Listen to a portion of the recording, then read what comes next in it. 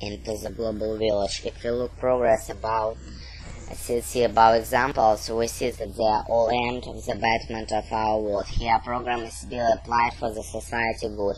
The product from the same progress in various fields when in wrong hands wreak havoc in the same society that they are supposed to make better. Sophisticated arms explode in the hands of terrorist children, science humans clone in the hands of science crop, control technology in the hands of corporation are some example of how progress can go wrong. Think how much better the world would be without nuclear and biological weapons which mutated food again grains. Think of how many people would have died or maimed for life if there had been no landmines. After witnessing the destruction used dynamite could put to, Alfred Nobel put himself respect his own creation of dynamite so much he set up the Nobel Prize to reward the people who work for the betterment of the human society.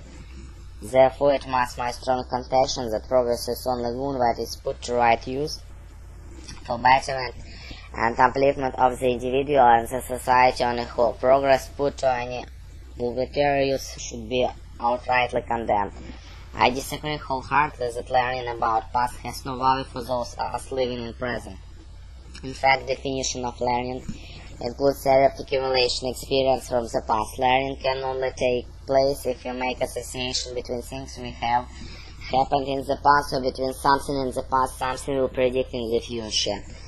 All knowledge that we acquire as we grow from past knowledge, customs, academic subject, and so while it may be helpful sometimes to be able to overlook previous knowledge in order to avoid the constant conformity, the vast majority of knowledge that we learn is huge boost damage if each of us had to discover by ourselves. Top 2 plus 2 is 4.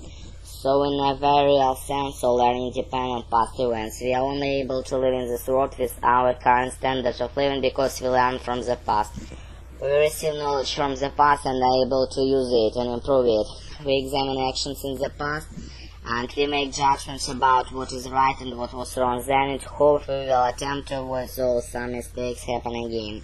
For example, one of great mistakes all over the world has been deprived women and disapproved class status in society, and many industrialized and developing countries all over the world are attempting to avoid such mistakes both present and in the future. Furthermore, all the knowledge that we have today is the result of full work of our predecessors. The ancient Greeks developed geometry, which helped other European scientists analyze the solar system, which in turn gave us new understanding of our place in the universe. The great majority of technology today depends directly on several thousand years of work of past thinkers. To ignore the knowledge of past would be throw away 5,000 years of history and experience.